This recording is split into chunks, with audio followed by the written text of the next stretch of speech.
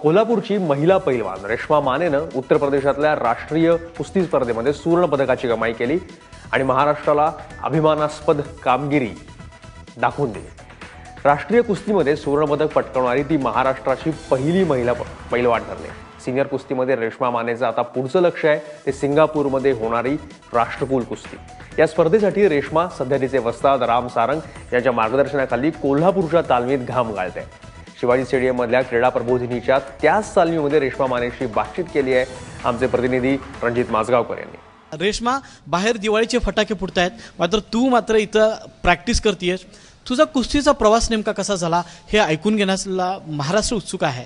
तू 2 दिवसांपूर्वी कोल्हापुरामध्ये gold medal घेऊन आलेली आहेस। काय सांगशील एकूणच तुझ्या प्रवासासंदर्भात? तू कशी कुस्तीकडे आकर्षली आहेस? मी लहान असल्यापासून क्रीडा प्रबोधिनीमध्ये म्हणजे कुस्तीचा सराव बघण्यासाठी येत होते माझ्या भावासोबत, आणि त्यावेळी मग बघता बघता हे प्रॅक्टिस बघून मला सुद्धा या कुस्तीची आवड निर्माण झाली। परंतु मी ज्या वेळेला लहान होते त्यावेळी मुली कुस्ती क्षेत्रात खूप कमी होत्या आणि सारंग सरांच्या इथं तर मुली नव्हत्याच।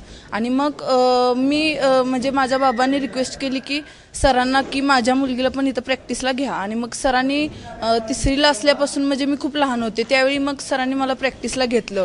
मग या मुलांच्या बरोबरीनं मला ते प्रॅक्टिस दिलं त्यांनी, कारण ते स्वतः कॉमनवेल्थला गोल्ड मेडलिस्ट आहेत आणि त्यांचा खूप मोठा अनुभव आहे। 40-50 वर्ष ते कुस्तीचा मार्गदर्शक आहेत आणि त्याच्या आधी ते स्वतः कुस्तीपटू होते।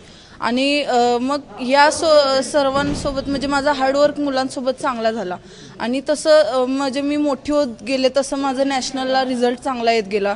मुलांची जी हार्ड पॉवर असते किंवा टेक्निक जे असतं मुलांचं ते मला उपयोगी आलं, त्यामुळे मला मुलींसोबत स्पर्धेत खेळण्यास खूप सोपं जाऊ लागलं। तू आत्ताच म्हणाले की तू 3री पासून खरं तर या हे मैदानच म्हणूया आपण मैदानात येतेस। 15 किलोमीटरवर तुझं गाव आहे वडणगे, तिथून तू येतेस। कसा प्रवास असतो? दिवसाची सुरुवात कशी होते आणि रात्र कशी तुझी जाते? खरं तर इथं करेक्ट शार्प म्हणजे 5ला प्रॅक्टिस चालू होतं, त्यामुळे वेळेतच यायला लागतं आणि सरांना रूल म्हणजे एकदम कडक असतात सरांचे, आणि 5 मिनिटं सुद्धा उशिरा आलं तर लगेच पनिशमेंट असते, त्यामुळं वेळेतच यायला लागतं। सकाळी 4ला उठायला लागतं आणि मग 4:30ला आम्ही घरातून निघतो, त्यावेळेला मग इथं 20 मिनिटामध्ये पोहोचतो 5 वाजता। कसं दिवसभर काय काय? दिवसभर 5 वाजता प्रॅक्टिस चालू झाली की 8 वाजेपर्यंत असते। त्यानंतर परत घरी जाऊन नाश्ता वगैरे करून थोडी रेस्ट घेतल्यानंतर परत 3 टाइम सुद्धा प्रॅक्टिस असतं स्पर्धे, आणि ते 10 ते 12 वाजेपर्यंत असतं प्रॅक्टिस, आणि त्यानंतर परत घरी जाऊन जेवण वगैरे करून रेस्ट, त्यानंतर परत 5 वाजता संध्याकाळी इथं मॅटवरती प्रॅक्टिस असतं। 5 ते 7 प्रॅक्टिस, परत घरी जाऊन थंडाई ज्यूस वगैरे घेऊन रेस्ट असते। 9 वाजता तर रात्री आम्ही झोपतो। तू फर्स्ट इयरला आहेस, म्हणजे आता तू खरं तर ग्रॅज्युएट होणार आहेस, तर हे कुस्तीचं प्रॅक्टिस पुन्हा तुझं शिक्षण कसं मॅनेज करतेस तू? खरं तर कॉलेजला जास्त जायलाच मिळत नाही, कारण प्रॅक्टिसच 3 टाइम असल्यामुळे खूप कंटाळा येतो। परंतु ग्रॅज्युएशन पूर्ण करणं माझं म्हणजे स्वप्नच आहे आणि गरजेचंच पण आहे या युगात, कारण शिक्षण सुद्धा तेवढंच महत्त्वाचं आहे की जितकं आपल्याला खेळ महत्त्वाचा आहे। अनेक स्पर्धांमध्ये तू भाग घेतलेला आहेस, नुकतंच गोल्ड मेडल तू महाराष्ट्रासाठी आणि कोल्हापूरसाठी खूप अभिमानाची गोष्ट आहे। अशी कुठली एखादी कुस्ती तुझ्या लक्षात राहण्यासारखी आहे की ज्या कुस्तीनं तुझा टर्निंग पॉईंट किंवा तुला काहीतरी महत्त्वाचं दिलेलं आहे? अशी कुठली स्पर्धा तुला आठवते?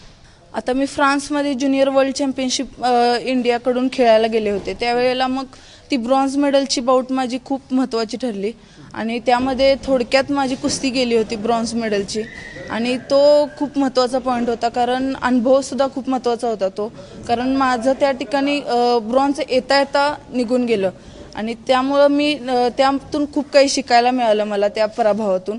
उद्या तू कॉमनवेल्थसाठी जातेस, काय तयारी आहे आणि काय लक्ष आहे तुझं? आता मी जवळजवळ 5 ते 6 किलो वजन या स्पर्धेसाठी कमी केले, आणि चांगली तयारी सरांनी करून घेतली आहे माझी, तर मला खात्री आहे की मी या स्पर्धेमध्ये नक्कीच चांगले यश मिळवून येईन। आपण पाहिलं की रेश्मा आता कॉमनवेल्थसाठी उद्या जातीये, त्याची तयारी चालू आहे, पण कोल्हापूरसारख्या एका छोट्या शहरामध्ये एक मोठं स्वप्न घेऊन ती मॅटवरची कुस्ती खेळते आणि गोल्ड मेडल खेचून आणण्यासाठी ती तयारी करते। तिच्या या भावी आयुष्यासाठी ABP माझाकडून शुभेच्छा। रणजित माजगावकर, ABP माझा, कोल्हापूर।